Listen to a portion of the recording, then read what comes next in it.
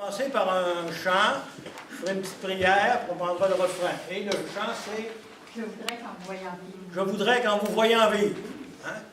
Faut qu'on soit des témoins.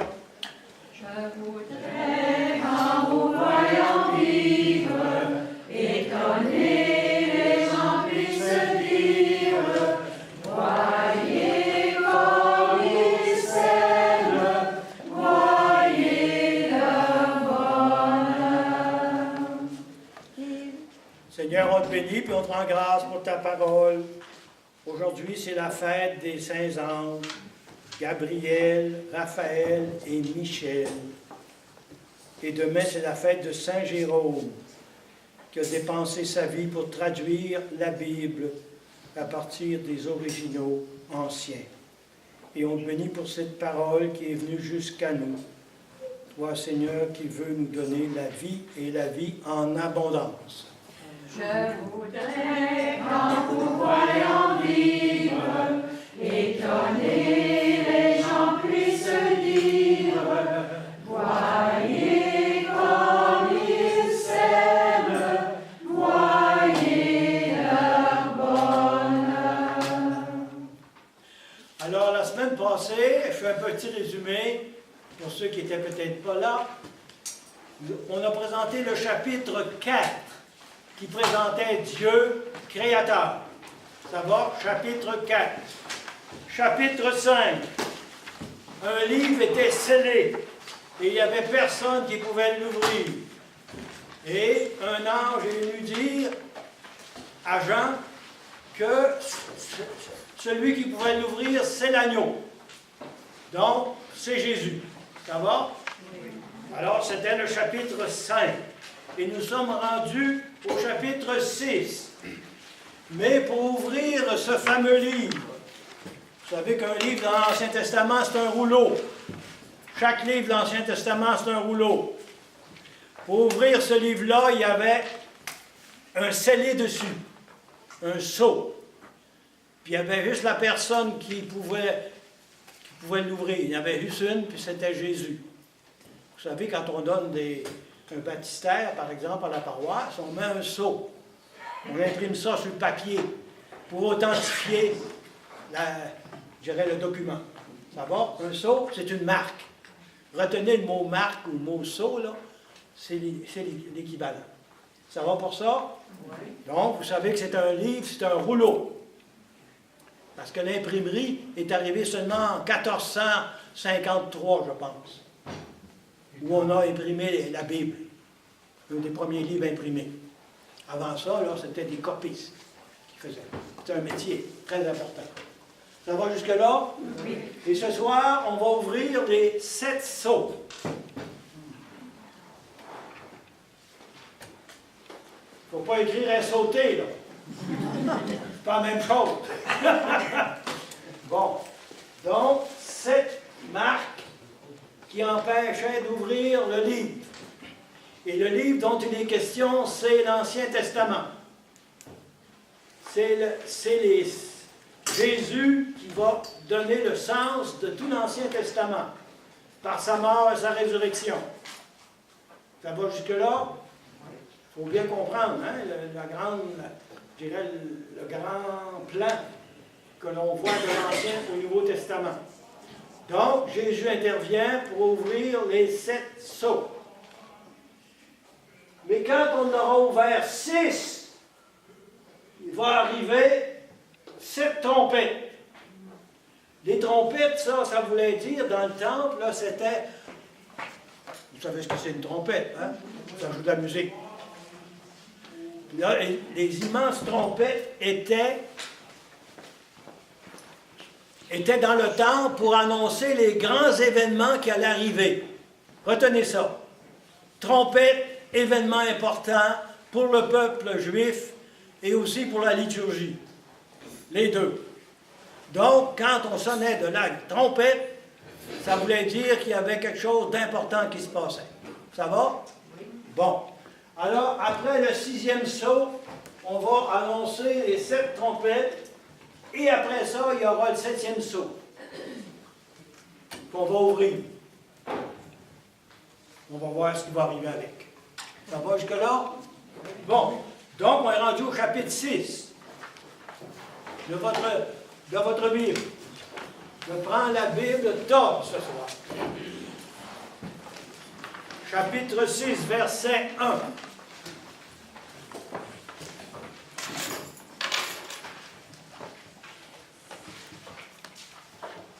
Alors je vis, quand l'agneau ouvrit le premier des 7 sceaux, j'entendis le premier des 4 animaux s'écrier d'une voix de tonnerre, « Viens !» Ce mot-là va revenir jusqu'à la fin de l'Apocalypse. Il y a même un chant qui s'appelle « Maranatha », qui veut dire « Viens Seigneur Jésus ». Donc, c'est un verbe actif. Il y a quelque chose qui se passe. Ça va? Jusqu'à la fin de l'Apocalypse, on va revenir sur ce terme-là. « Viens ». Et je vis, c'était un cheval blanc. Celui qui le montait tenait un arc. Une couronne lui fut donnée, et il partit en vainqueur et pour vaincre. Alors ici, c'est l'esprit de conquête. C'est ça que ça veut dire, le cheval blanc. Esprit de conquête ou faux messie. On ne sait pas plus que ça. Mais si vous voulez prendre une note, là, c'est ça que ça veut dire. L'esprit de conquête. Quand il ouvrit le deuxième sceau, j'entendis le deuxième animal s'écrier « Viens !» Alors surgit un cheval rouge-feu. À celui qui le montait fut donné le pouvoir de ravir la paix de la terre pour qu'on s'entretue, et lui fut donné une grande épée. C'est la guerre. Le sens du cheval rouge, c'est la guerre. Alors ici, l'Apocalypse évoque les malheurs ou les fléaux qui arrivent dans la vie des peuples. Dans le peuple hébreu tout spécialement, qui ont été envahis par des peuples étrangers et puis qui très souvent ont été amenés en exil. Ils ont été amenés en exil à Babylone, le peuple a été là 70 ans. Et auparavant, ils ont été mis en exil en Assyrie. C'est la Perse actuelle. Ça va pour que vous sachiez que ça évoque des événements qui ont été vécus par le peuple. Ça va? Bon. Quand il ouvrit le troisième sceau, j'entendis le troisième animal s'écrier « Viens !» Et je vis, c'était un cheval noir. Celui qui le montait tenait une balance à la main. Et j'entendis comme une voix au milieu des 4 animaux qui disait « Une mesure de blé pour un denier et 3 mesures d'orge pour un denier. Quant à l'huile et au vin, il ne touche pas. » Et ici, c'est la famine. C'est ça que ça veut dire, la famine. Alors, vous voyez, une mesure de blé pour un denier, c'était très cher, hein? Très, très cher. 3 mesures pour l'orge, la même chose. Sauf pour l'huile et le vin. L'huile, c'était ce qui servait à sacrer le roi. Alors, on protégeait l'huile, puis on protégeait le vin. Le vin était un élément important dans l'Ancien Testament aussi. Et on sait que c'est ça que Jésus va choisir pour l'Eucharistie. Ça va? Quand il ouvrit le 4e sceau, j'entendis le 4e animal s'écrier « Viens !» Et je vis un cheval blanc. On pourrait mettre aussi vert. Blanc ou vert. Celui qui le montait, on le nomme la mort et l'Hadès. L'Hadès, chez les Grecs autrefois, et même chez les Hébreux, c'était le lieu où s'en allaient les morts, les âmes des morts après la mort. Vous ne savez pas trop ce que c'était, là, ils appelaient ça, il y en a qui appelaient ça le Sheol, ou l'Hadès, hein, le lieu pour les morts. Pouvoir leur fut donné sur le corps de la terre pour tuer par l'épée la famine, la mort, les fauves de la terre. C'est des épidémies. Quand il ouvrit le 5e sceau, je vis sous l'autel des âmes de ceux qui avaient été immolés à cause de la parole de Dieu du témoignage qu'ils avaient porté. Et ils criaient d'une voix forte, « Jusqu'à quand, Maître saint et véritable, tarderas-tu à faire justice et à venger notre sang sur les habitants de la terre. Alors ici, là, je vis sous l'autel des âmes de ceux, ça veut dire ceux qui étaient proches de Dieu. Ça veut dire les témoins de la foi, ceux qui étaient persécutés, ceux qui étaient mis à mort. C'est ça que ça veut dire. Ça va? Alors, il leur fut donné à chacun une robe blanche. La robe blanche évoque le baptême. Il leur fut dit de patienter encore un peu, jusqu'à ce que fût au complet le nombre de leurs compagnons de service et de leurs frères, qui doivent être mis à mort comme eux. Donc, vous voyez, on est dans un temps de persécution. Ces gens qui écrivent ça en 95, et les chrétiens sont persécutés par l'Empire romain, jusqu'à la mort pour ceux qui ne veulent pas adorer l'empereur. Parce qu'à ce moment-là, l'empereur était considéré comme un dieu. Il y avait d'autres dieux païens, mais il y avait d'abord l'empereur qu'on devait adorer avec son image. Pour un chrétien, ce n'était pas possible. Alors, et je vis, quand il ouvrit le 6e sceau, il se fit un violent tremblement de terre. Le soleil devient noir comme une étoffe de crin, et la lune entière comme du sang. Vous avez les mêmes phénomènes quand on lit Saint Matthieu, dans le temps de l'Avent. Le soleil qui tombe, les astres qui sont bouleversés. On a ça dans Saint Matthieu. On peut aller voir 24, 29 Saint Matthieu. Allez voir ça. Allez voir. Saint Matthieu, c'est le premier évangéliste.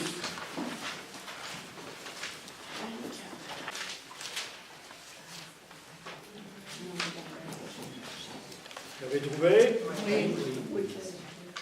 Aussitôt après, la détresse de ces jours-là, le soleil s'obscurcira, la lune ne brillera plus, les étoiles tomberont du ciel, et les puissances des cieux seront ébranlées. Alors apparaîtra dans le ciel les signes du Fils de l'homme. Alors toutes les tribus de la terre se frapperont la poitrine. Ils verront le Fils de l'homme venir sur les nuées du ciel, dans la plénitude de la puissance de la gloire. Et l'Apocalypse, c'est ça qu'elle fait. Elle nous présente tout ce qui arrive, des événements du monde. Puis là, à un moment donné, c'est le Christ qui va intervenir pour accueillir tous les témoins de la foi, qui sont morts depuis la mort-résurrection de Jésus jusqu'au retour du Christ en gloire. Je vous expliquais ça la semaine passée. Hein? Ça se situe dans cette période-là, entre la mort-résurrection de Jésus et le retour du Christ en gloire, qu'on appelle la parousie. La parousie, c'est le retour du Christ en gloire. J'ai expliqué aussi l'eschatologie. C'est la connaissance des derniers temps. L'eschatologie, c'est la connaissance des derniers temps. C'est ça que Jean nous explique dans son Apocalypse. Ça va? C'est un peu difficile, ce bout-là, hein? Je l'admets. Jean parle, là, Jésus est déjà venu sur la terre. Mais là, il parle de ça. Oui, il parle de ça, mais il parle de son retour en gloire. Ah, Comprenez-vous? il va revenir.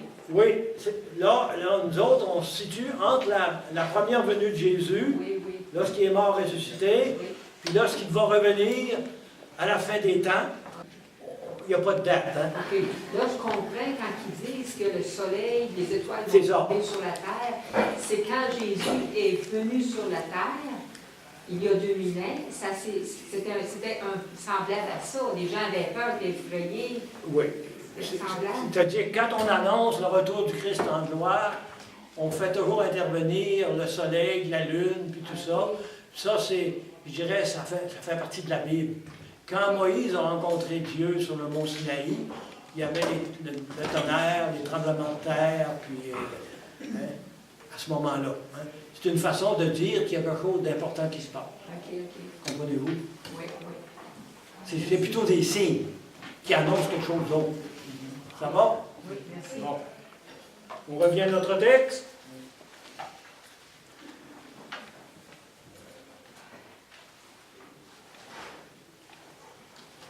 On était rendu au 6e saut. Alors le soleil devint noir comme une étoffe de crin et la lune entière comme du sang. Les étoiles du ciel tombèrent sur la terre comme fruits verts d'un figuier battu par la tempête. Le ciel se retira comme un livre qu'on roule. Hein? Un livre qu'on roule, c'est ça ici. Là. Je l'ai montré déjà. Hein? C'est un livre qu'on roule. On peut rouler d'un côté comme de l'autre. Parce que dans ce temps-là, les livres de la Bible, c'était des rouleaux. Chaque livre de la Bible, c'était un rouleau séparé. Et d'ailleurs, quelqu'un qui va dans une synagogue, c'est encore des rouleaux. La Torah, c'est comme ça. C'est ça, hein? Bon. C'est bon que vous sachiez, hein, parce que nous autres, des livres comme ça, hein, ça date du 14e siècle. Là, on est rendu seulement à l'année 95 après Jésus-Christ. L'Apocalypse a été écrit en 95. On va tenir la date.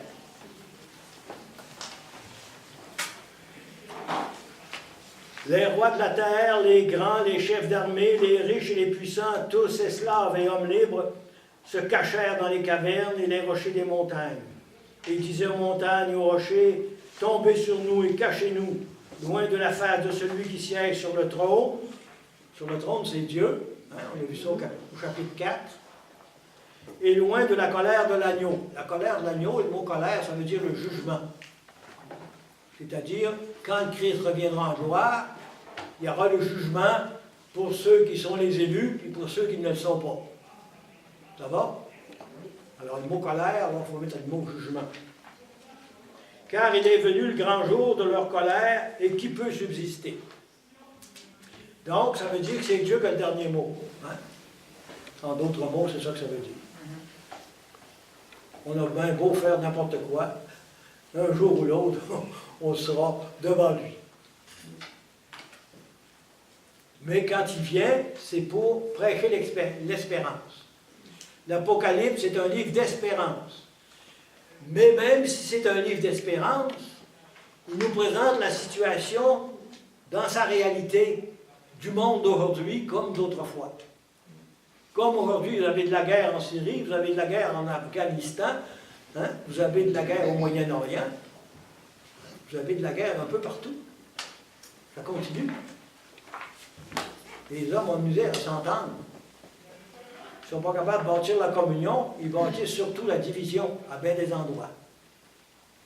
Et c'est vrai pour nous autres des fois aussi.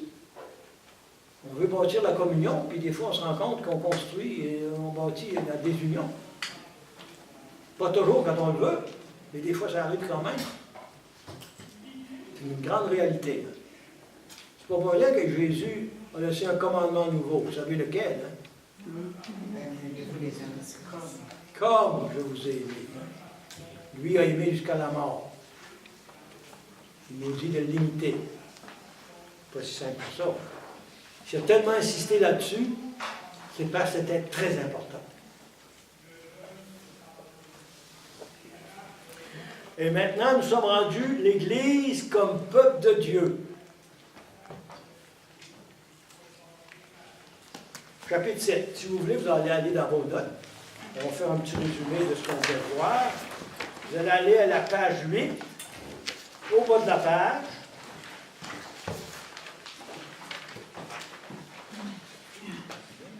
Complètement en bas de la page. Chaque sceau symbolise un fléau ou un malheur. Ça va? Donc, vous savez ce que c'est? Ça veut dire un sceau. C'est ce qui empêchait d'avoir accès au livre. Puis le livre, c'est l'Ancien Testament. Comprendre le sens de l'Ancien Testament, et c'est Jésus qui vient nous en donner le sens, parce qu'il est venu. Ça aboutit à Jésus. Le premier est à mettre à part, il symboliserait le jugement eschatologique de Dieu, c'est des grands mots pour dire tout ça, symbole des jugements et châtiments de Dieu. Difficile d'interprétation, c'est le cheval blanc, difficile d'interprétation. Suivant la table, il y a une note au bas des pages qui dit que c'est l'esprit de conquête et faux messie. C'est ce que je vous ai donné tout à l'heure. Le cheval couleur de feu, guerre et ses conséquences. Le cheval noir, symbole de la famine. Le cheval blanc, maladie ou de l'effroi, la peste. Même la nature est blessée. Le cinquième sceau, persécution des fidèles, c'est le temps des persécutions. Sous l'autel, ça veut dire près de Dieu. Qui sont ces martyrs? Ils sont des Juifs et des chrétiens avec allusion au massacre sous Néron. Vous savez, ça a été écrit en 95 et en 64, Néron a fait persécuter les chrétiens. Il les a même accusés d'avoir mis le feu à la ville de Rome parce que la grande partie de la ville a été brûlée, puis on a trouvé un coupable, c'était les chrétiens. Alors que ce n'est pas prouvé que c'était eux autres du tout. Et comme ils étaient déjà martyrisés à cause de leur foi, on les a trouvés, on les a nommés comme boucs émissaires de cet incendie. Et il y a eu beaucoup de chrétiens qui ont été martyrisés dans la ville de Rome. Une prière vengeresse, c'est Dieu qui doit donner à chacun selon ses œuvres. Il leur fut donné une robe blanche, symbole du salut accordé, de victoire, mais ce n'est qu'un début. Mais comme le plan de Dieu n'est pas parvenu à son achèvement sur la terre des hommes, il ne peut s'agir que de prémices. Le 6e sceau, une dimension cosmique au déferlement du mal. Le monde impie se cache devant la colère de Dieu. On évoque de grands bouleversements dans toute la nature créée. C'est une image apocalyptique, c'est-à-dire on évoque des malheurs puis des fléaux qui arrivent. La colère de l'agneau, le jugement de Dieu, n'est autre que Jésus lui-même. Son intervention finale et vengeresse, c'est Jésus-Christ lui-même qui vient pour nous sauver. Parce que très souvent dans l'Apocalypse, on va voir ça après, il va parler qu'un tiers des hommes sont morts, un tiers des animaux, puis un tiers, c'est pour laisser une chance de se convertir. C'est pas tout le monde. Ça va? Alors, on vient maintenant au chapitre 7. Alors, une question.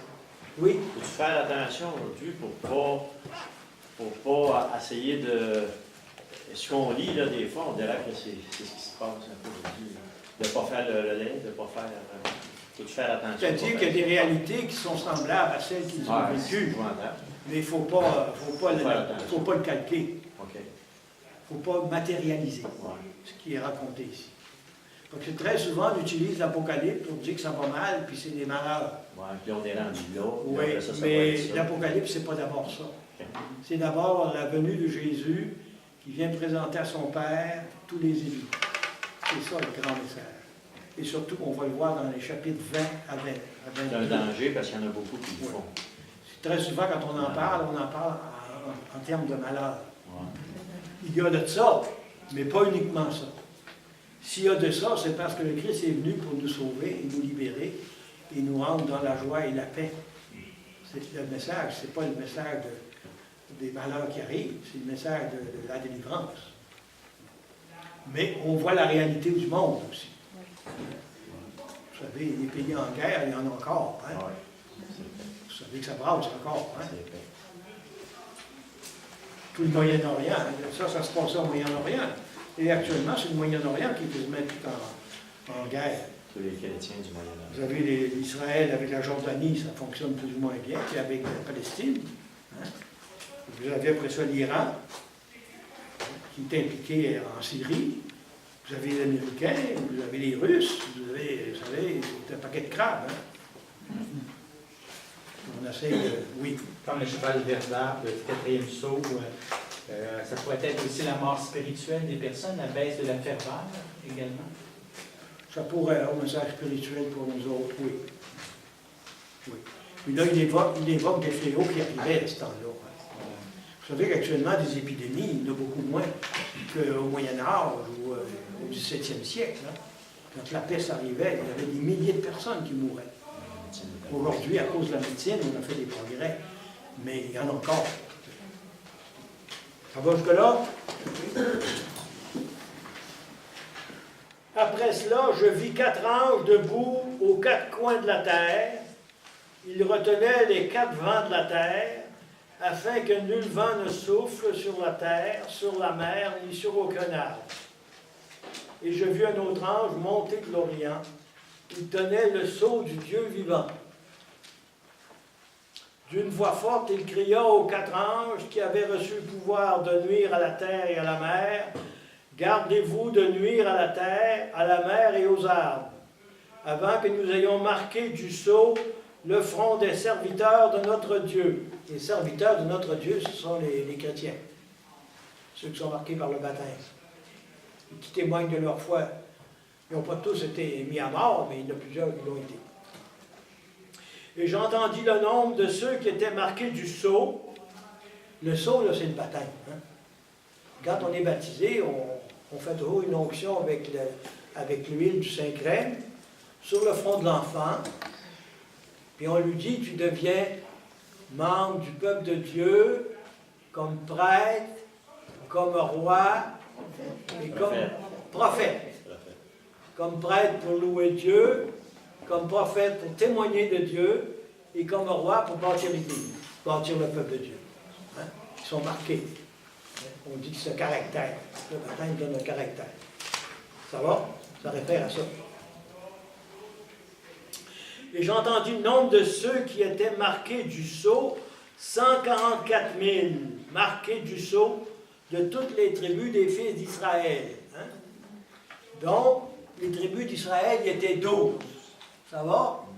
Multiplié par 12 au carré. Ça fait quoi? C'est ça.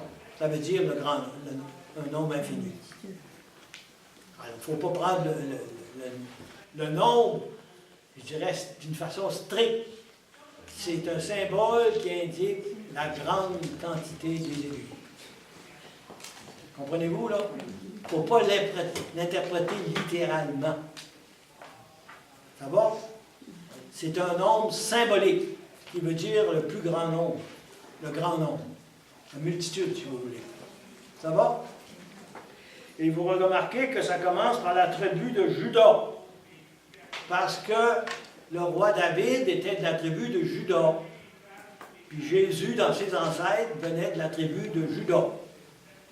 C'est pour ça que ça commence par la tribu de Juda. Judas, le fils de Jacob. Oui, le fils de Jacob, pas Judas là, du Nouveau Testament.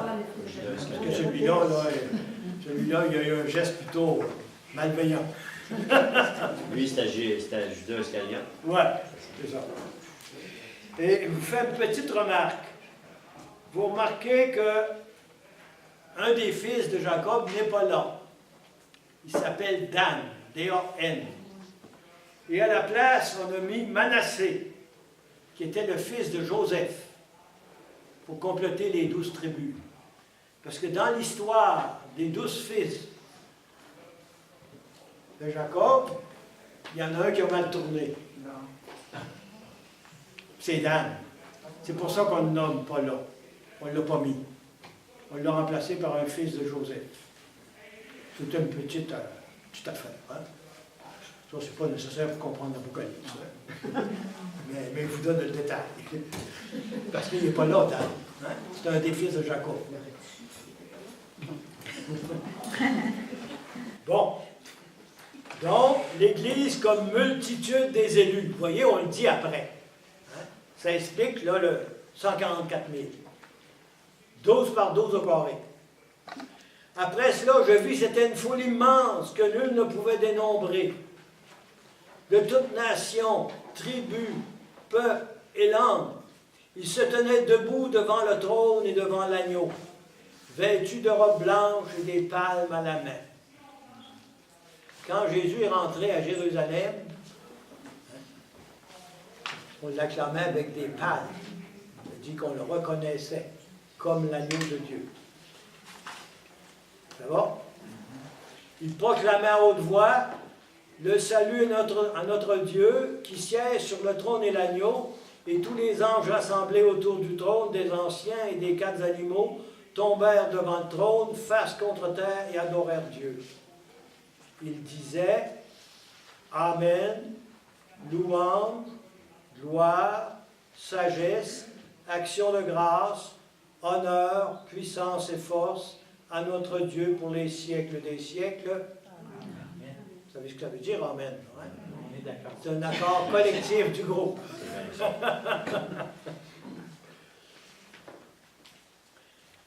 L'un des anciens prit alors la parole et me dit, ces gens vêtus de robes blanches, qui sont-ils? D'où sont-ils venus? Je lui répondis, mon Seigneur, tu le sais. Il me dit, ils viennent de la grande épreuve. La grande épreuve, ça veut dire les persécutions, le témoignage de foi qu'ils ont donné. Ça veut dire. Ils ont lavé leurs robes et les ont blanchies dans le sang de l'agneau. Ça veut dire les martyrs. C'est pourquoi ils se tiennent devant le trône de Dieu et lui rendent un culte jour et nuit dans son temple. Et celui qui siège sur le trône les abritera sous sa tente. Vous savez que quand les Juifs allaient à Jérusalem pour fêter la Pâque, il n'y avait pas d'auberge pour loger tout ce monde-là. Il y avait trop de monde. Alors, ils venaient avec leur tente. Et puis, ils logeaient dans leur propre tente. Il y avait des tentes partout. Puis, leur tente était autour du temple de Jérusalem, parce qu'au début, le temple de Jérusalem, avant d'être un temple, c'était une tente. Puis, à l'intérieur de la tente, il y avait l'Arche d'Alliance. Puis, dans l'Arche d'Alliance, il y avait les 10 commandements qu'on mettait dans le coffre spécial qu'on appelait l'Arche d'Alliance. C'est l'origine de notre tabernacle. Hein? Il mettait les 10 commandements que Moïse a obtenus de Dieu pour le peuple, pour régir son comportement social entre eux, et puis c'était mis dans l'alliance. Puis quand il venait à cette grande fête, bien, chacun avait sa tente avec sa famille, il passait à peu près une semaine, là, hein? Toute la semaine sainte, on pourrait dire. Mais dans ce temps-là, c'était pas vu comme nous autres, mais il allait à la Pâque. Chaque année, les Juifs allaient célébrer la fête de Pâques. Savez-vous qu'est-ce que ça célébrait? La libération des Juifs en Égypte. C'est ça. La libération des Juifs, hein, qui a été faite par Moïse avec le peuple. Et c'est là que Moïse est intervenu avec les plaies d'Égypte. Parce que Pharaon ne voulait pas les laisser partir. Il a fallu la mort du premier-né de Pharaon et de toutes les familles. Et là, il les a laissés sortir. Il l'a regretté après. Il était trop tard. Alors, l'Exode dans l'Ancien Testament, je dirais, c'est l'événement le plus important pour comprendre la Bible. Quelqu'un qui ne comprend pas la période de l'Exode, où ils étaient esclaves en Égypte, puis après ça, ils ont été libérés avec Moïse. Ils sont devenus un peuple dans le désert. C'est l'origine du peuple juif. C'est l'origine de l'Église aussi. Parce que c'est les Juifs qui ont donné naissance à Jésus, qui est un Juif. Donc, nos ancêtres dans la foi, ce sont les Juifs. N'oublions pas ça, hein? Et Dieu a fait des alliances avec les Juifs. Pour Saint Paul, là, un jour ou l'autre, il y aura une conversion des Juifs. Pour lui, là, c'était une épreuve terrible de voir son peuple qui n'avait pas accueilli Jésus. Il dit ça dans une de ses épîtres. Hein? C'est le drame juif. C'est un peuple qui a été persécuté, hein, qui se met tout le temps. Il a été, hein, dans la dernière guerre, hein, il y a eu 6 millions de Juifs qui ont été gazés. C'est des drames épouvantables. Avez-vous une idée du pourcentage des Juifs qui ont accueilli Jésus, qui ont cru? La première communauté chrétienne était juive, majoritairement. Majoritairement. Majoritairement, Ouais, oui. au début. C'était une petite église. Hein? Ouais, c'est pas Puis ça. après ça, la persécution est arrivée, mais par les Juifs même. Alors, ils sont répandus en Samarie, puis en Judée, et puis ont été jusqu'à Antioche. Puis là, la persécution a été l'occasion pour les témoins de la foi de répandre la foi. Plus ils étaient persécutés, plus ils répandaient la foi ailleurs. Et puis, ils sont répandus comme ça. Ils sont devenus avec un noyau important à Antioche. Antioche est en Syrie actuelle. Et vous savez que la Syrie, c'est une communauté très ancienne au niveau du christianisme. C'est une des premières. Parce que Saint Paul allait pour arrêter des chrétiens à Damas. Moi, je suis allé à Damas. Hein, parce que je suis allé dans la rue droite, où Saint Paul a abouti là, à sa guérison des yeux et à sa conversion. J'ai été dans une petite église là, qui représente ça. Donc, la Syrie, c'est au début. C'était au début des premières communautés chrétiennes. C'est un drame, vous savez, actuellement, hein, pour les chrétiens hein, qui sont persécutés. Hein, en Syrie, en Égypte, et puis en Irak. En Irak, hein, des milliers d'Irakiens qui étaient chrétiens, qui ont trouvé de quitter l'Irak à cause des persécutions. Est-ce qu'il y a des chrétiens en Iran? Oh. En Iran. Il y en a un peu. Il y a eu une période où il y a eu des conversions, mais vous savez, les régimes, ça a changé quand les musulmans ont envahi tous ces pays-là. C'est devenu... Alors, les drames qu'on voit dans l'Apocalypse, actuellement, là, c'est des drames qui se vivent là-bas. N'oubliez pas ça, les migrants actuels, là, c'est ça. Là. C'est ça que l'Apocalypse décrit.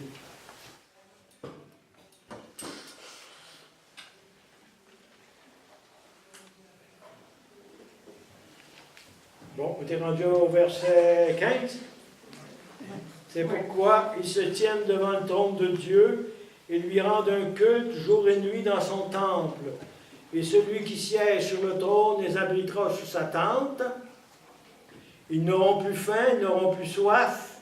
Le soleil et ses feux ne les frapperont plus, car l'agneau qui se tient au milieu du trône sera leur berger. Il les conduira vers les sources d'eau vive, et Dieu essuiera toute larme de leurs yeux. C'est beau, hein? Magnifique. Hein? Ça, c'est de l'espérance. Hein? On retrouve ici un texte de Jean, hein, avec la Samaritaine. Hein? Quand Jésus rencontre la Samaritaine au puits de Jacob.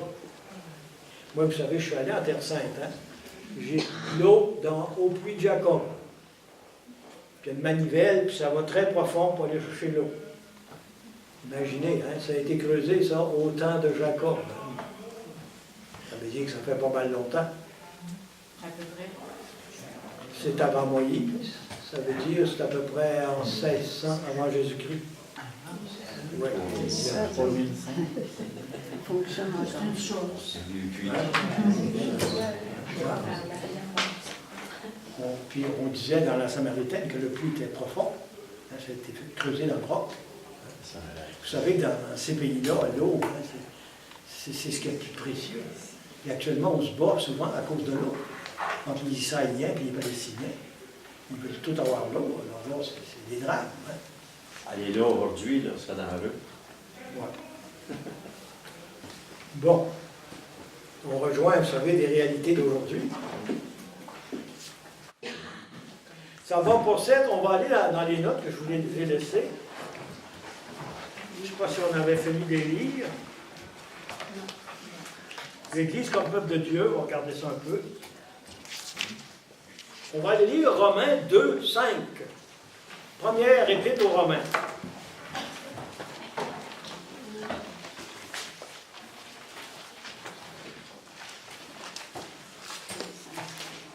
Parce que Saint Paul, il a fini son ministère à Rome.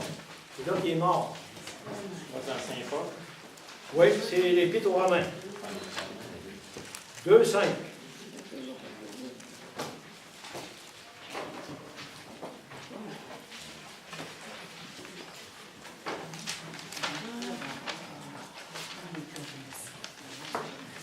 Vous trouvez? Ça vous permet en même temps de connaître d'autres textes de la Bible. Verset 5. Par ton endurcissement et par ton cœur impénitent, tu amasses contre toi un trésor de colère pour le jour de la colère où se révélera le juste jugement de Dieu qui rendra chacun selon ses œuvres. Vous savez que le mot colère, on l'emploie ici. Hein? Ça veut dire le jugement de Dieu. Le juste jugement de Dieu. Juste, mais pas en colère comme nous autres. Hein? Si on continue un petit peu, c'est marqué « Fille éternelle pour ceux qui, par leur persévérance à bien faire, recherchent gloire, honneur et incorruptibilité, mais colère et indignation pour ceux qui, par révolte, se rebellent contre la vérité et se soumettent à l'injustice. » Etc. Ça va? Pour vous montrer que le même terme « colère », on le trouve dans les épîtres de Saint Paul. Ce n'est pas un texte nouveau.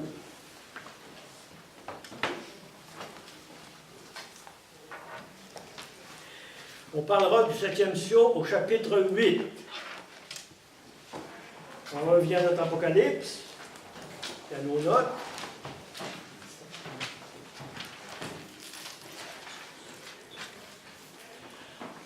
Alors, au début des notes, on dit ceci: devant Dieu, qui peut subsister?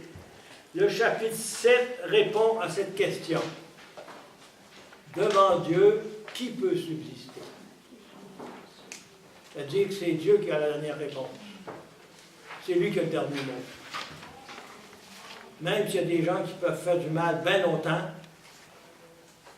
si on voit la fin, par exemple, du régime naziste à la fin, hein, les grands dirigeants, ils sont quasiment tous suicidés. C'est déjà un signe d'un échec terrible.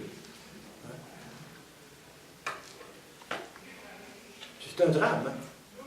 C'est un drame pour eux autres, puis c'est un drame pour le peuple. C'est un drame pour le peuple allemand, qui ont été bernés.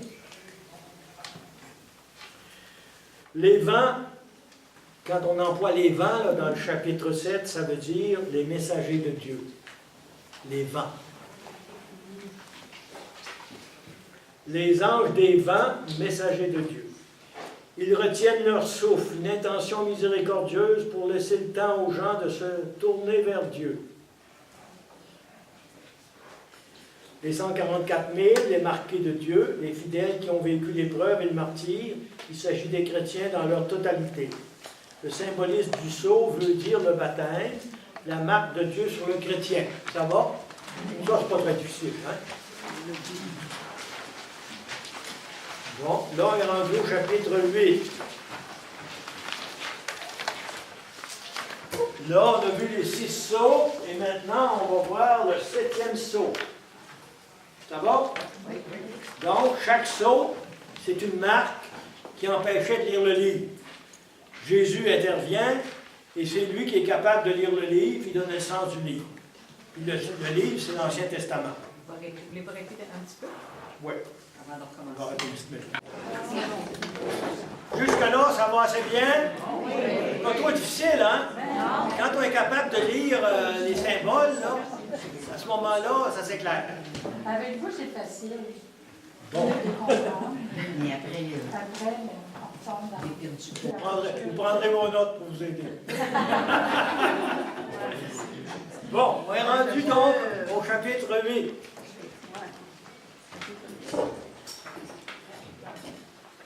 Quand il ouvrit le 7e sceau, il se fit dans le ciel un silence d'environ une demi-heure.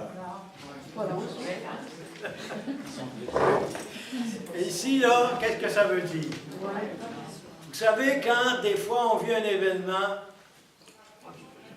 puis là, il y a un grand silence qui arrive, puis il y a quelque chose d'extraordinaire qui arrive. Je vais vous donner un exemple. Quand il y a eu le débarquement en Normandie, on a dit du jour J que c'était le jour le plus long. C'était pas plus long que les autres. Mais à cause de l'importance de l'événement et le nombre de soldats qui étaient impliqués, autant du côté des Alliés que du côté des Allemands, ça a fait qu'il y a eu un silence d'une demi-heure. C'est ça que ça veut dire, devant un événement. Un peu comme avant une tempête. Hein? Des fois, il y a comme une espèce de nature qui s'arrête, puis là, ça devient silencieux. On ne voit même pas une feuille qui bouge. Puis à un moment donné, le vent prend, puis la tempête, puis la neige ou la pluie. C'est ce que ça veut dire. Donc, ça appelle un événement important. Ça va? Et je vis les 7 anges qui se tiennent devant Dieu, et il leur fut donné 7 trompettes. Le mot 7, un signe parfait. Les trompettes, c'est l'annonce d'un événement important. Ça va? C'était des trompettes qui étaient utilisées dans le temple.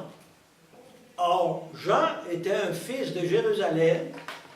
Il est allé au temple, qui était jeune, alors il a vu tous ces instruments-là dans le temple. Puis il s'en sert pour écrire son Apocalypse. Ça va? Donc, c'est l'annonce d'un événement important. Un autre ange vint se placer près de l'autel, il portait un encensoir d'or. Il lui fut donné des parfums en grand nombre, pour les offrir avec les prières de tous les saints, sur l'autel d'or qui est devant le trône. Donc, un encensoir d'or, vous savez ce que c'est un encensoir, quand on encense à la messe. Hein? Vous avez une fumée qui monte, et la fumée, c'est le signe des prières qu'on fait monter vers Dieu. C'est ça le sens de l'encens. Des fois, on le fait, puis on ne sait même pas pourquoi on le fait. C'est ça que ça veut dire. C'est toute notre vie qu'on offre à Dieu. On dit accueille-la comme une prière. L'encens, c'est ça que ça veut dire. Ça va? Oui. Vous saurez quand vous allez à la messe, vous voyez l'encensoir qui encense l'autel, puis encense la croix, puis on encense le peuple. C'est ce que ça veut dire. Ça va? Au niveau liturgique. Et de la main de l'ange, la fumée des parfums monta devant Dieu avec les prières des saints. C'est ça que ça veut dire, c'est les prières des saints qui montent. L'ange alors prit l'encensoir, il le remplit du feu de l'autel, et le jeta sur la terre. Et ce furent des tonnerres, des voix, des éclairs et un tremblement de terre. Ça veut dire qu'il y a un événement important qui va arriver. Les 7 premières trompettes. Les 7 anges qui tenaient les 7 trompettes se préparèrent à en sonner. Le premier fit sonner sa trompette. Grêle et feu mêlés de sang tombèrent sur la terre. Le tiers de la terre flamba. Le tiers des arbres flamba. Et toute végétation verdoyante flamba. Ici, c'est un tiers. Pourquoi? Pour laisser aux gens le temps de se convertir. C'est pour ça qu'il y a un tiers. C'est pas tout. Hein? Ça va? Un tiers, ça veut dire une partie. Une partie. Pour laisser le temps aux gens de se convertir. Vous comprenez le sens, là?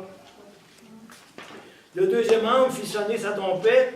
On nous dit qu'une grande montagne embrasée était précipitée dans la mer. Le tiers de la mer devint du sang. Le tiers des créatures vivant dans la mer périt. Et le tiers des navires fut détruit. Le troisième ange fit sonner sa trompette, et du ciel un astre immense tomba, brûlant comme une torche. Il tomba sur le tiers des fleuves, sur les sources des eaux, et son nom est absinthe.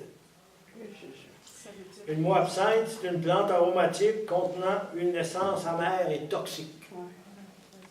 L'absinthe, c'est ça que ça veut dire. Le tiers des eaux devint donc l'absinthe, et beaucoup d'hommes moururent à cause des eaux qui étaient devenues amères. Hein? L'absinthe, c'est ça que ça veut dire. C'est amer, puis c'est pas buvable, on dirait. C'est pas buvable. Le quatrième ange fit sonner sa trompette. Le tiers du soleil, le tiers de la lune et le tiers des étoiles furent frappés.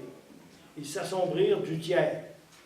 Le jour perdit un tiers de sa clarté, et la nuit de même. Alors je vis et j'entendis un aigle qui volait au zénith proclamer d'une voix forte: Malheur, malheur, malheur aux habitants de la terre, à cause des sonneries de trompette des 3 anges qui viennent encore sonner. Bon, c'est pas fini. On continue. Hein? Vous allez voir ce qui arrive à la fin. Le 5e ange fit sonner sa trompette, et je vis une étoile précipitée du ciel sur la terre. Il lui fut donné la clé du puits de l'abîme. Elle ouvrit le puits de l'abîme, et il en monta une fumée comme celle d'une grande fournaise. Le soleil en fut obscurci ainsi clair, et de cette fumée des sauterelles se répandirent sur la terre. Ici, on réfère aux plaies d'Égypte. Comprenez-vous? Alors, Jean va s'inspirer des 10 plaies d'Égypte, il va les transformer, pour dire que tout ce qui arrive, là, à un moment donné, Dieu va intervenir pour sauver les élus de Dieu et les témoins du Christ. Ça va? Donc, il leur fut donné un pouvoir pareil à celui des scorpions de la terre. Il leur fut défendu de faire aucun tort à l'herbe de la terre, à rien de ce qui verdoie, Il n'y a aucun arbre, mais seulement aux hommes qui ne portent pas sur le front le sceau de Dieu. Ceux qui portent le sceau de Dieu, ceux qui sont baptisés, ceux qui sont des témoins de Jésus. Ça va? Il leur fut permis non de les faire mourir, mais d'être leur tourment 5 mois durant. Ça veut dire pour un temps. Ça va? Et le tourment qu'elle cause est comme celui de l'homme que blesse un scorpion. Il paraît que quand on est touché par un scorpion qui nous pique, c'est pas drôle. Je n'ai jamais été piqué pour ça. Ça ressemble à un mort, paraît-il, un scorpion. En ces jours-là, les hommes chercheront la mort et ne la trouveront pas. Ils souhaiteront mourir et la mort les fuira. Les sauterelles avaient l'aspect de chevaux équipés pour le combat. Sur leur tête, on eût dit des couronnes d'or. Et leurs visages étaient comme des visages humains. Elles avaient des cheveux comme des cheveux de femme. Et leurs dents étaient comme des dents de lion. Essayez d'imiter ça.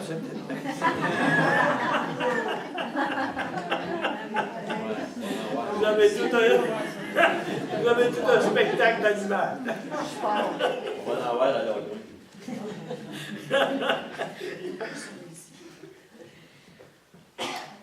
Elles semblaient être comme cuirassées de fer, et le bruit de leurs ailes était comme le bruit de chars à plusieurs chevaux courant au combat.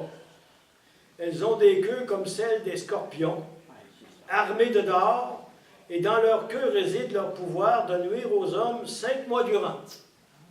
Donc, un certain temps.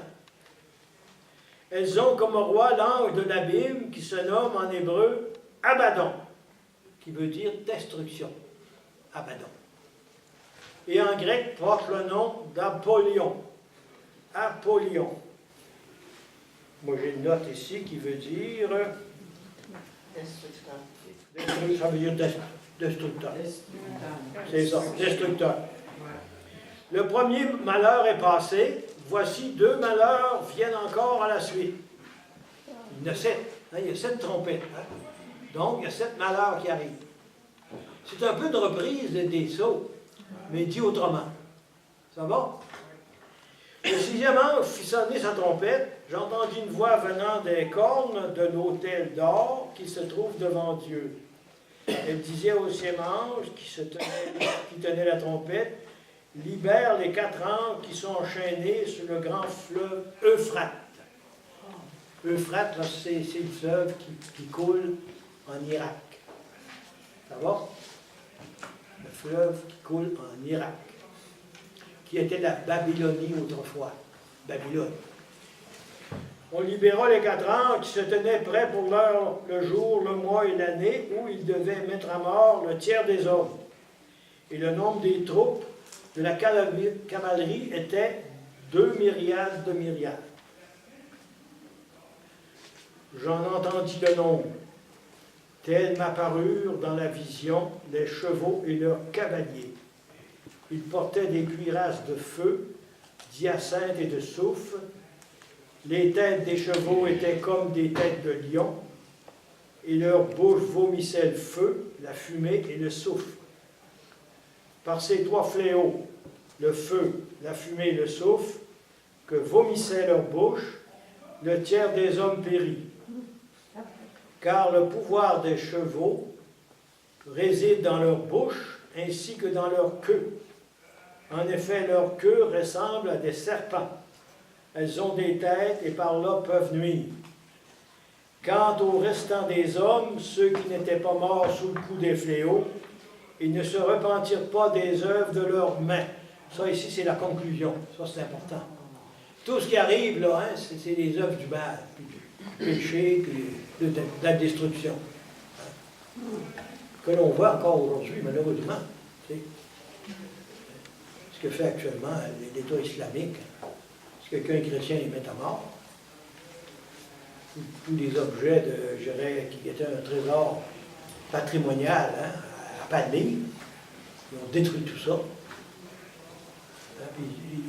Il faut qu'ils deviennent musulmans, ben c'est à mort. C'est pour ça qu'il y a tellement de migrants actuellement.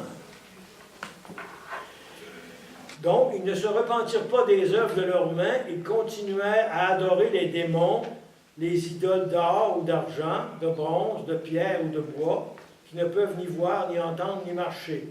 Ils ne se repentirent pas de leur meurtre, ni de leur sortilège, de leur débauche, ni de leur vol.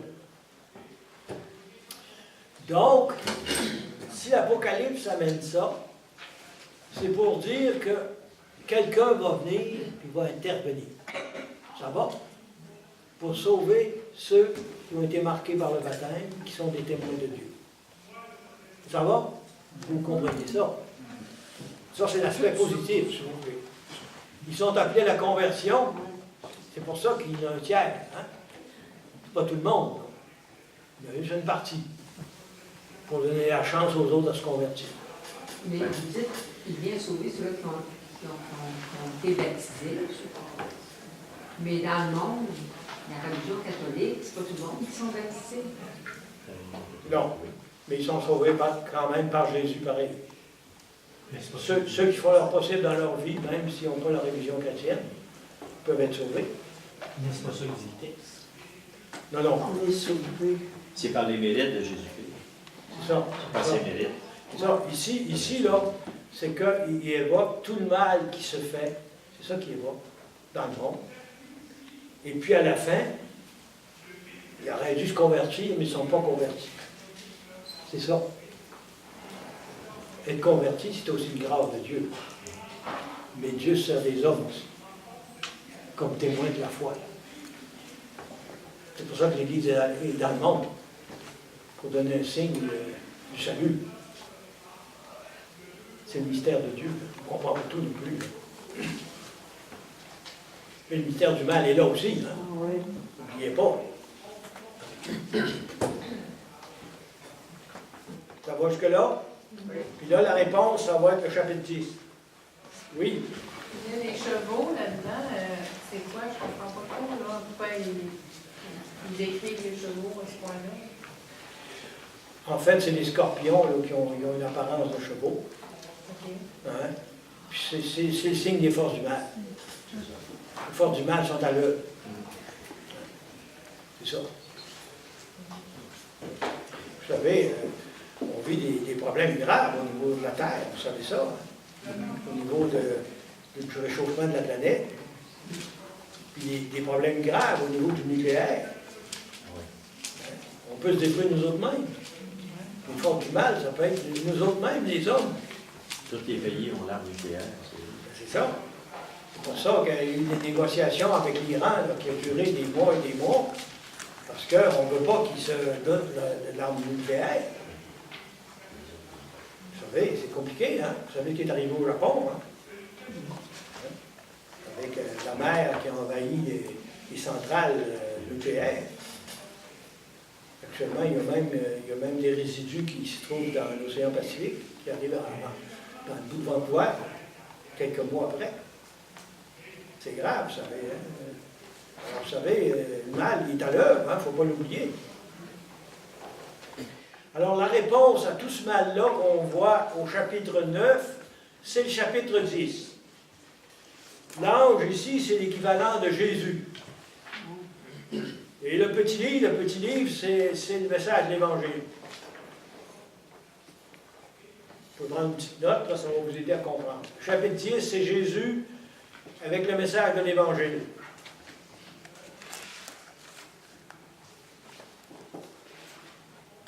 Ça va? Oui. Et je vis un autre ange puissant qui descendait du ciel, était vêtu d'une nuée, une gloire nimbait son front. Son visage était comme le soleil, et ses pieds comme des colonnes de feu. Pensez aussi à la transfiguration de Jésus. Hein? Il était dans la main, il tenait dans la main un livre ouvert. Le premier livre, il était fermé, hein, vous vous souvenez? On a vu, c'était l'Ancien Testament. Et c'est Jésus qui l'a ouvert. Mais le deuxième livre, c'est Jésus, puis il est ouvert, le livre. Quand Jésus vient, le livre, ça, est ouvert. Il n'est pas fermé. On peut saisir le message. Hein? Il est ouvert pour tout le monde. Il posa le pied droit sur la mer et le pied gauche sur la terre. Hein, c'est tout un pied.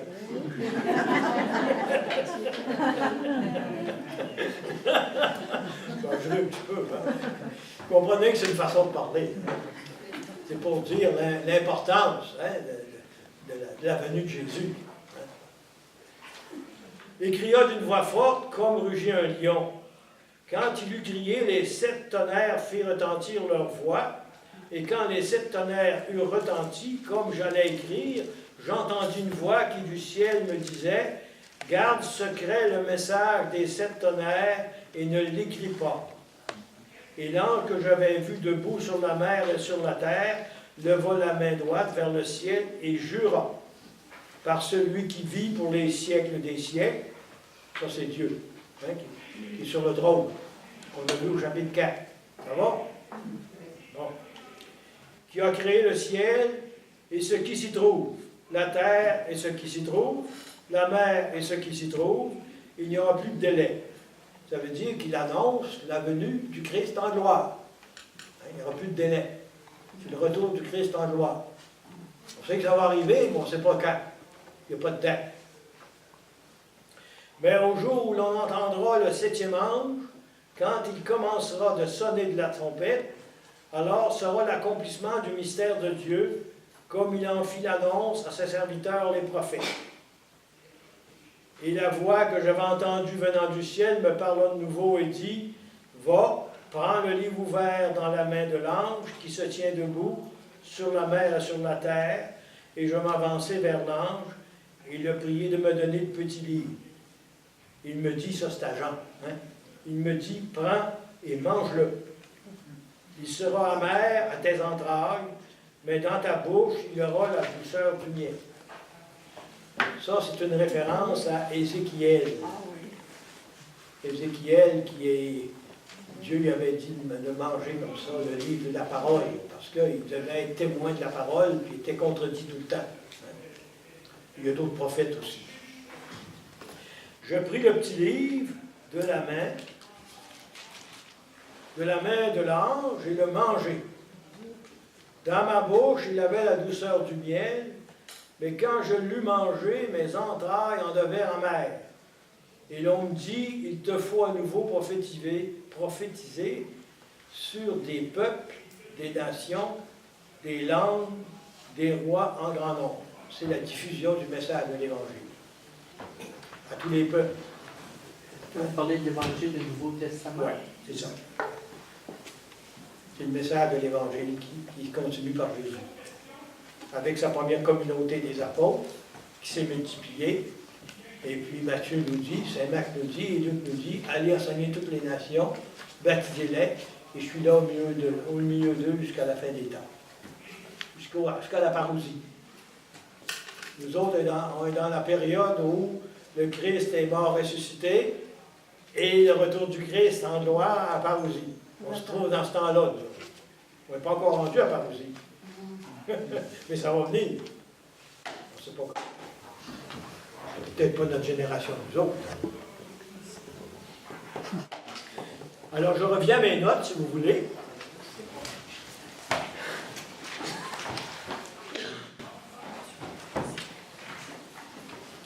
Alors, au chapitre 8, à la page 10 de vos notes.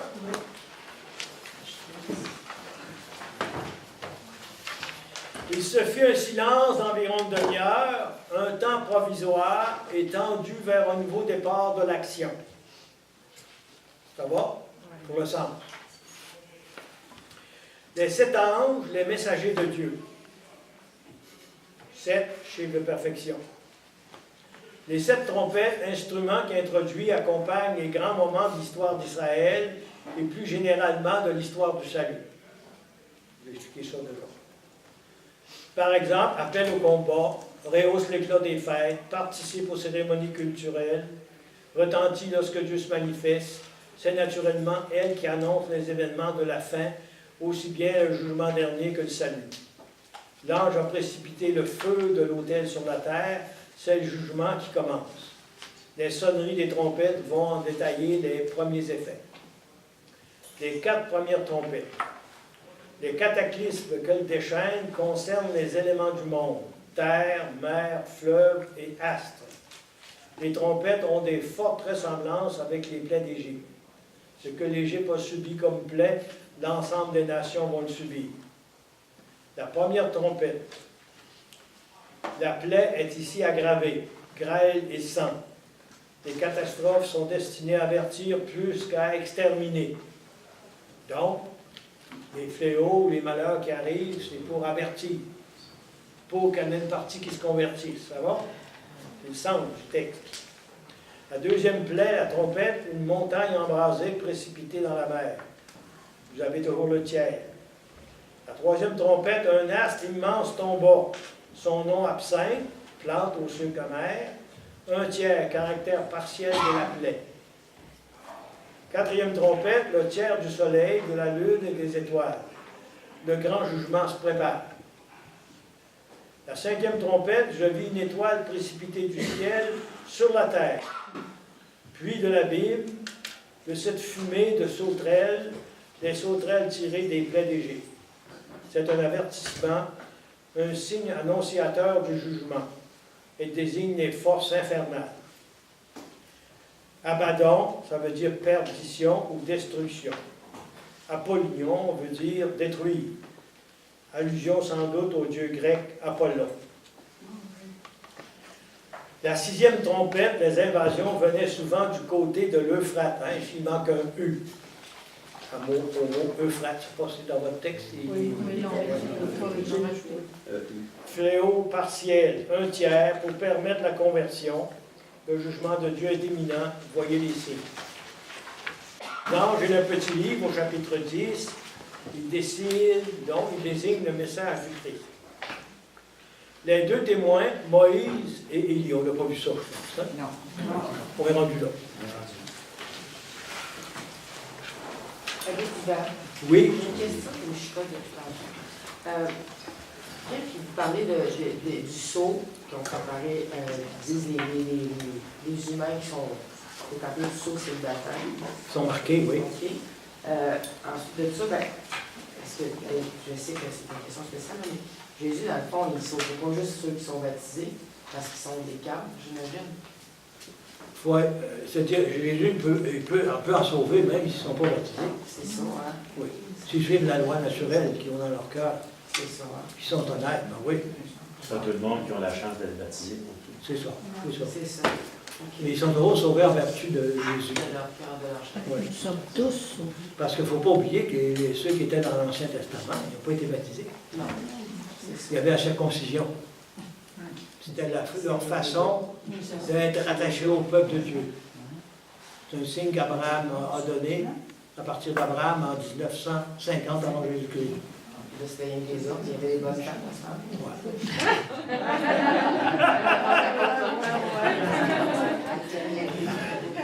À ce moment-là, l'homme comptait beaucoup plus qu'à femme.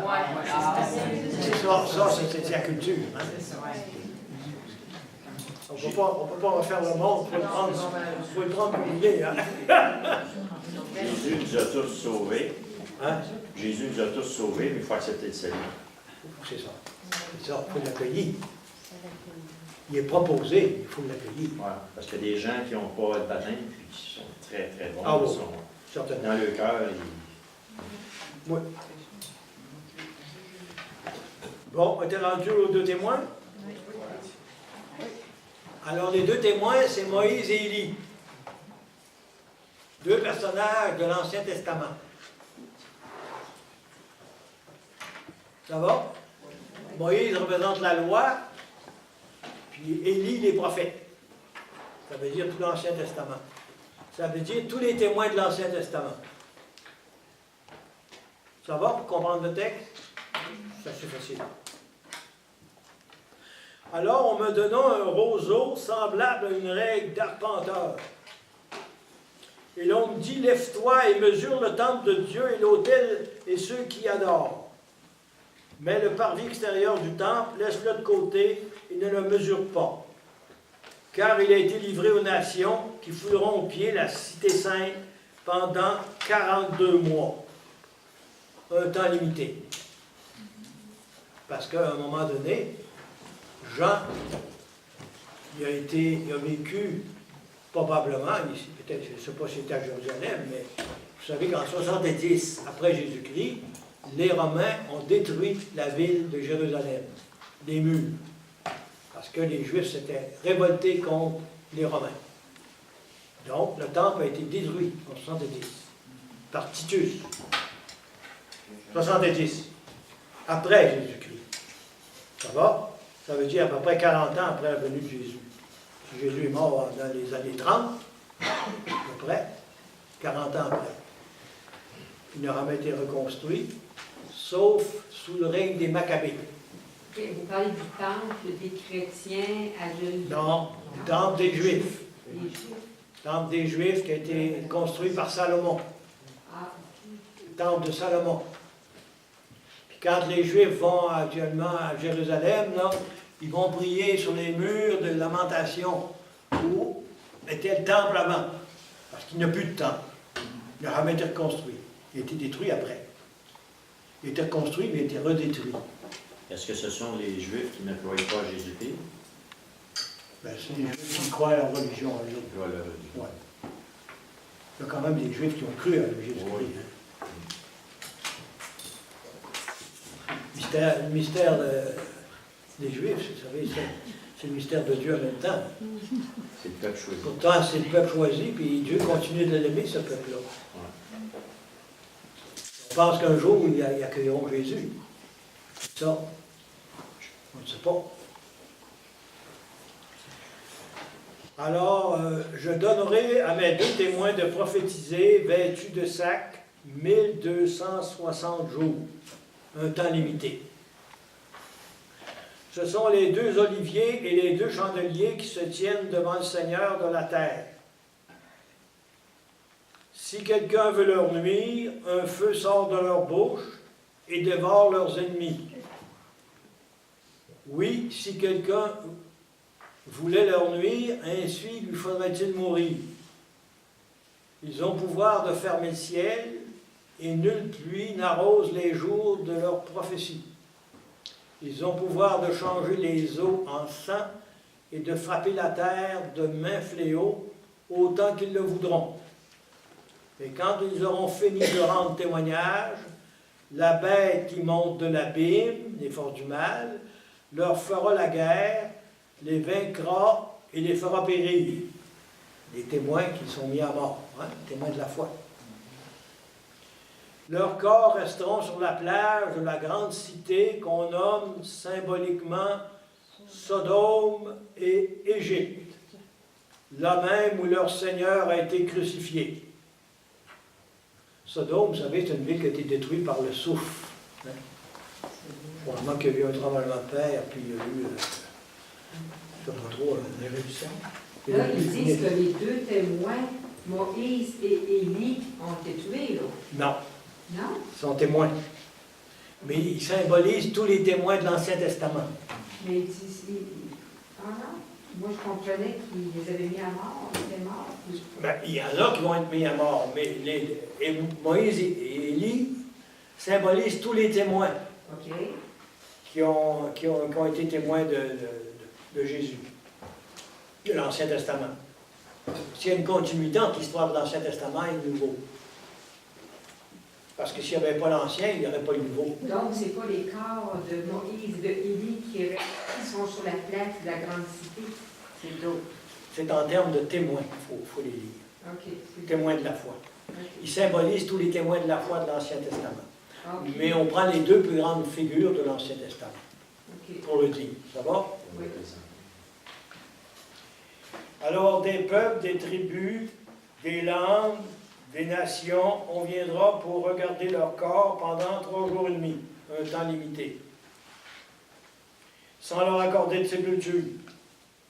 Les habitants de la terre se réjouiront dans leur sujet, ils seront dans la joie, ils échangeront des présents, car ces 2 prophètes leur avaient causé bien des tourments, parce qu'on les persécutait. Parce qu'on était un signe de contradiction pour les forces du mal. Oui, je suis d'accord avec vous. Mais ils disent, les prophètes, là, c'est comme c'était les prophètes qui étaient dans la grande cité. Non? Je pense que oui. Oui. Et c'est symbolique. Il faut le prendre d'une façon symbolique, c'est-à-dire ça évoque la réalité des témoins de la foi qui sont persécutés. C'est deux prophètes qui leur avaient causé. Oui, ils causaient des tourments à ceux qui étaient contre la religion. On est encore des signes de contradiction. C'est ça. Mais après ces 3 jours et demi, un souffle de vie venu de Dieu entra en eux et ils se dressèrent. Alors une grande frayeur tomba sur ceux qui les regardaient. Ils entendirent une voix forte qui, du ciel, leur disait « Montez ici !» Et ils montèrent au ciel dans la nuée, sous les yeux de leurs ennemis. Donc, vous voyez que c'est les ennemis qui persécutent. Ils entendirent, et ils montèrent au ciel dans la nuée sous les yeux de leurs ennemis. À l'heure même, il se fit un violent tremblement de terre. Le 10e de la cité s'écroula et 7000 personnes périrent dans cette catastrophe. Les survivants, saisis d'effroi, rendirent gloire au Dieu du ciel. Et le 2e malheur est passé. Voici le 3e malheur vient bientôt. Alors, on va aller voir mes notes. Je dois avoir plus d'explications là-dessus. Je pense que j'ai rien là-dessus. Non. J'ai rien là-dessus. Donc c'est le combat entre les forces du mal et du bien, c'est ça? C'est ça que ça veut dire. Mais ils prennent les 2 prophètes importants de l'Ancien Testament, mais ça symbolise tous les autres témoins de la foi de l'Ancien Testament. Puis les forces du mal sont contre eux autres. C'est ça qui se passe. Mais ça va durer un temps. Ça va? Bon. Alors, on est rendu à la 7e trompette. Oui. Excuse. Dans le verset 4 du chapitre 11, il dit « Ce sont les 2 oliviers et les 2 chandeliers qui se tiennent devant le Seigneur de la terre. » Où? Quel verset que c'est? Verset 4. Dans le chapitre 11. Ça, c'est les deux. Ça réfère à je dirais, des instruments de la liturgie dans le temple de Jérusalem. Ça réfère à des justement, comme un lutrin ou des choses comme ça. Ça réfère à ça.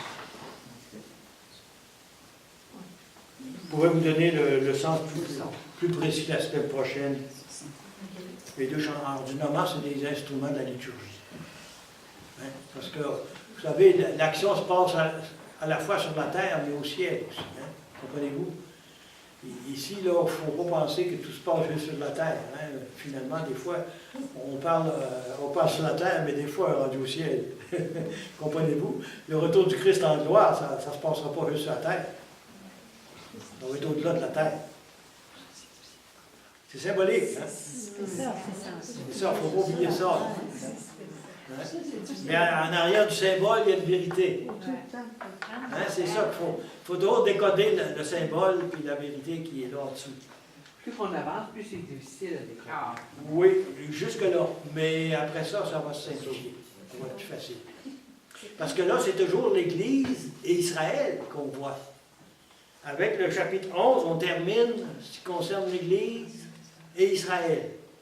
À partir du chapitre 12, ça va être l'Église et la Rome, païenne, les païens.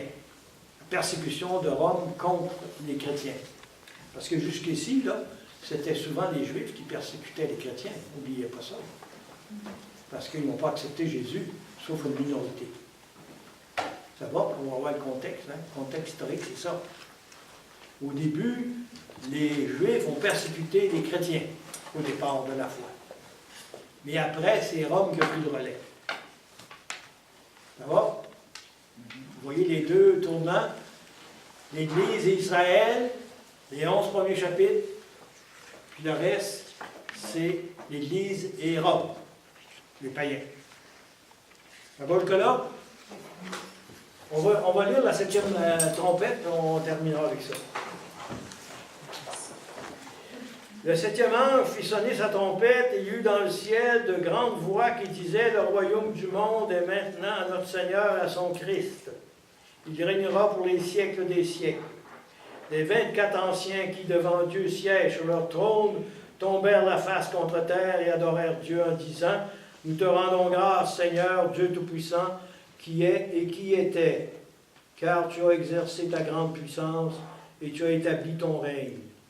Les nations se sont mises en colère, mais c'est ta colère qui est venue, c'est-à-dire le jugement.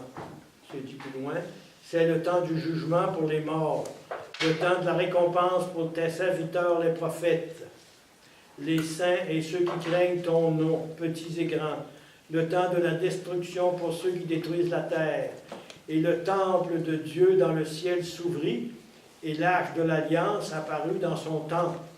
L'arche de l'Alliance, c'est ce qu'il y avait de plus sacré dans le temple de Jérusalem. Il y avait juste le grand prêtre qui pouvait aller là une fois par année. Comprenez-vous, c'est là qu'on gardait les 10 commandements et puis quelques objets très sacrés pour les Juifs. Alors il y eut des éclairs, des voix, des tonnerres, un tremblement de terre et une forte grêle. Quand il y a une intervention divine, on parle toujours de tonnerre, puis d'éclairs, puis de bruit. C'est une façon d'exprimer qu'il y a quelque chose qui se passe d'important, c'est Dieu qui parle par la nature. Ça va jusque-là? Oui. Bon. Alors, la semaine prochaine, on va parler de la femme et du dragon. Alors, je vous demande de lire 6 chapitres. 12 à 18. Ça va? Même si c'est un peu difficile, là, ça vous permet de voir ce qui est difficile, puis quand je vous l'explique, pour vous aider à comprendre. Si vous ne comprenez pas tout, ne soyez pas trop surpris. Bonne semaine!